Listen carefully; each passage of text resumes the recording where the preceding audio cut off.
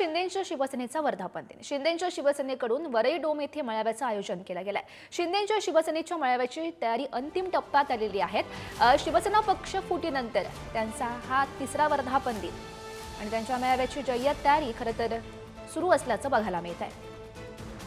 शिंदेंची शिवसेना आणि ठाकरेंची शिवसेना यांचा आज वर्धापन दिन मुंबईमध्ये पार पडणार आहे. शिंदेंच्या शिवसेनेचा वर्धापन दिन वरळी येथील वरळी डोम येथे पार पडतोय आणि मी त्याच ठिकाणी ज्या ठिकाणी हा वर्धापन दिन होतोय या ठिकाणी जर बघितलं असाल तर या बॅनरमधून कुठेतरी हिंदुत्वाचं एक किनार पाहायला मिळते आणि ठाकरेंवर कुठेतरी टीका होताना पाहायला मिळते.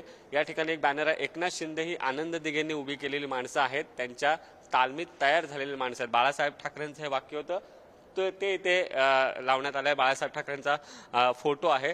तर दुसरं वाक्य जे ठाकरेंच्या शिवसेनेला डिवचणारं वाक्य आहे, मी माझ्या शिवसेनेची काँग्रेस होऊ देणार नाही, कधीच नाही, हे बाळासाहेबांचं वाक्य होतं.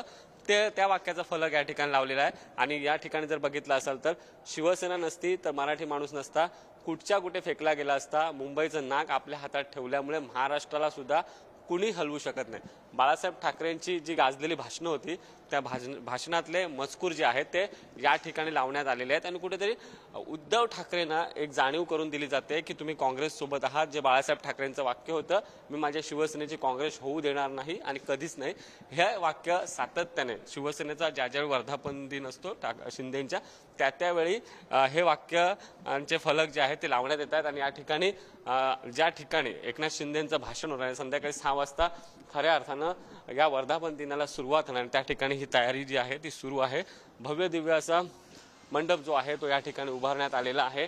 मोठ्या संख्येने शिवसेनेचे आमदार असतील, शिवसेनेचे खासदार असतील, शिवसेनेचे माजी नगरसेवक असतील, ते या ठिकाणी येणार आहेत. आणि जी माहिती मिळते त्यानुसार आज वर्धापन दिनी उद्धव ठाकरेंना धक्का देण्याचा प्रयत्न एकनाथ शिंदेकडून केला जाऊ शकतो. कॅमेरा पर्सन स्नेहल सह सुशांत सावंत, पुढारी न्यूज, मुंबई.